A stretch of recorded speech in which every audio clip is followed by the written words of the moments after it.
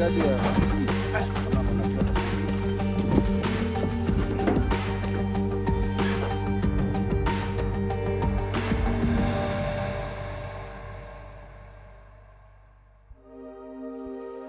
hard to believe that this inquisitive young calf was once so emaciated that she could barely stand.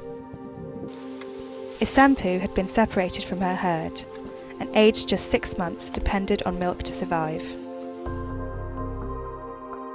It's feared that the Maasai practice of elephant spearing could be the reason for her family's disappearance. There are over 11,000 wild elephants in Kenya's Tsavo Conservation Area. That's a third of the country's entire elephant population. The David Sheldrick Trust has treated more than 110 elephants speared by humans over the past 3 years.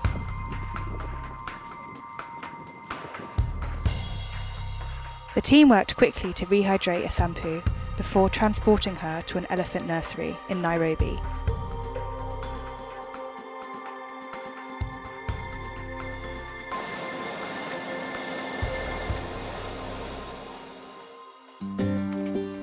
The orphanage is run by the David Sheldrick Wildlife Trust, who have hand-raised over 150 infant elephants. Although Isampu doesn't need medical treatment, the grief of losing her family will take time to overcome. But she's happily settling in with a group of other youngsters, and is known for her playful nature.